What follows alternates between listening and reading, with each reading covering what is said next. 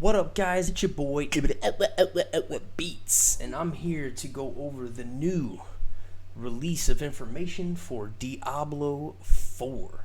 So, shout out number one to Wolfcrier, Bloodshed, and Quinn69. I watched all you guys' streams. Make sure you guys follow all those people too. They got YouTube's, Twitch channels as well. But I did watch them actually play the game, and then you can get more information if you just go to your Blizzard login and you click on this little Sanctuary Awaits. Boom. It takes you to the Diablo 4 homepage. So what I wanted to do in this stream right here was really just cover what I gathered information-wise from, the streams I saw and from this website that you guys could look into. So initially announced there's 3 classes in Diablo 4 so far, and that's the Barb, the Sorceress, and the Druid, amazingly. So I would want a Druid in D3 for like some sort of extra or something, but they never came out with it, so they are coming out with it in D4. So that's awesome.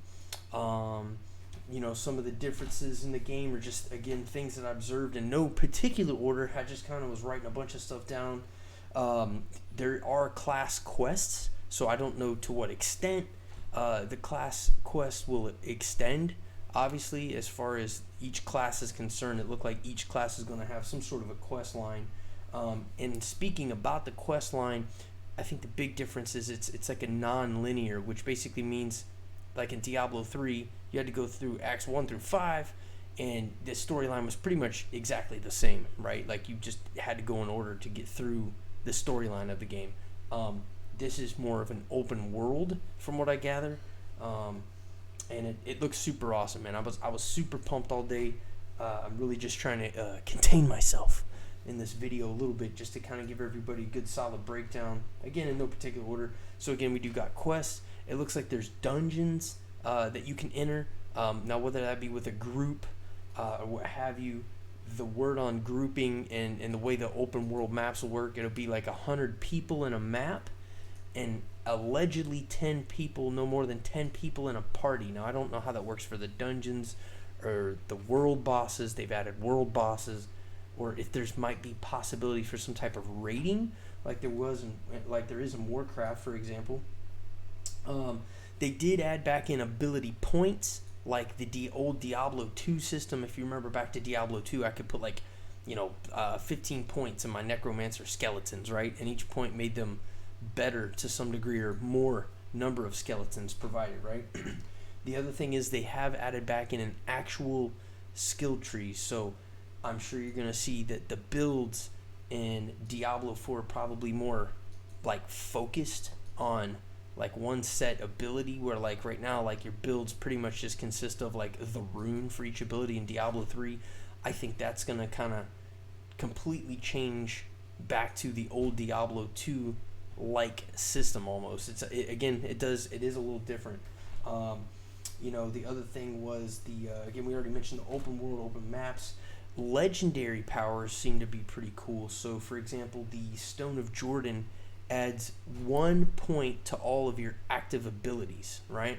So if still same old 1 2 3 4 left right click is the abilities you can have.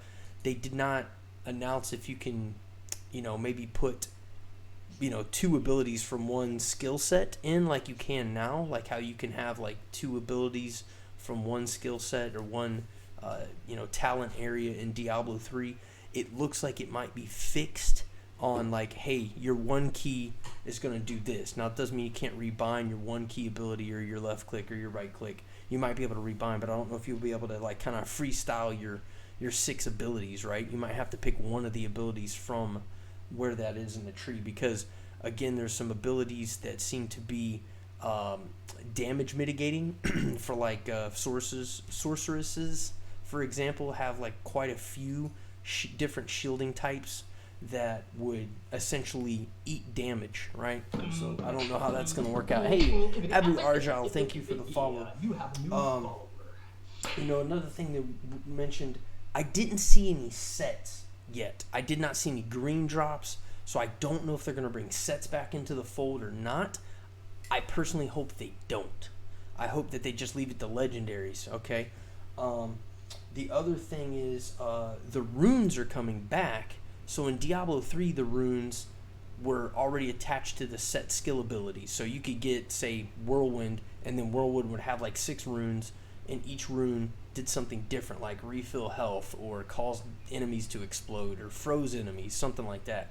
Well, now runes actually go in the sockets of the gear, which is cool, right? And then if you remember, runes, as they were in Diablo 2, runes just sat in your bags and caused, extra things to happen to certain abilities or things like that. But now you put them in your gear in the socketed areas. The next thing is, we already talked about world bosses, mounts. Okay, they're putting mounts back. They're not back, but they're putting mounts in Diablo 4.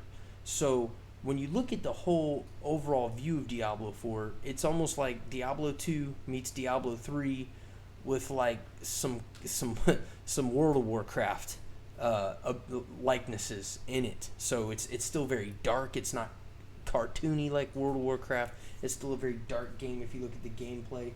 One cool thing to note about barbs that I saw on everybody's stream is that barbs have like 4 weapons equipped at one time, but they don't use all 4 weapons at the same time, and you don't have to switch your weapons. So what happens is, say Whirlwind would use 2 one-handers, it's going to use the 2 one-handers, and then there's another ability, I can't remember the name of it, but basically the barb would like hit the ground and slap sand or debris from the ground into the faces of the enemies, right, to do damage, and they use their 2-hander to do that, almost like a golf club. Okay, so that's a cool thing about barbs. Cool thing about druids, a lot of their abilities have to do with shape shifting. Okay, they shape shift, and actually some of the abilities, I don't know if it's just coincidental or what, but it looked like it impacted the weather in the game. So that's kind of cool. The wizard, or not the wizard, but the sorceress rather, from what I could tell, was basically the amount of abilities that they can cast is still, again, equal to everybody else, but it looked like some of the abilities would last. Like they had an ability that would kind of just keep going around, like an electric ability, and damaging things, and you could still cast other abilities while that was going on. So nothing really too crazy about the wizard, except for I noticed also their special ability where they kind of teleport around, and some like electrical phasing looked to be super overpowered so far. There will be designated PvP zones in Diablo 4, so meaning that once you go in those areas, it'll be like PvP. So think of, again, like World of Warcraft, like once you either activate PvP or you're on a PvP server, it's going to be, I guess, set up like that. Like if you're in there and there's other players around, you guys, I guess, can just go at it. I don't know looting wise what that's going to be like, but it seemed pretty cool.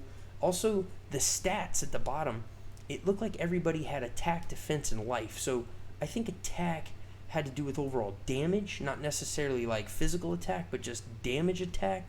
So like obviously a sorceress being a caster would have like a different attack than a barbarian, right? So, but overall points seem to go that route.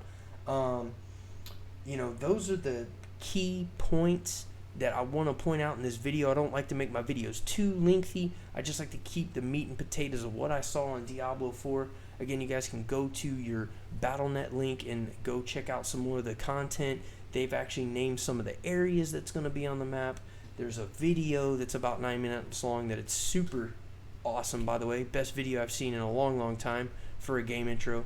So make sure you guys check it out. This is your boy Beats for President. You can follow me on Twitch, Twitter, and YouTube at Beats for President. Holla!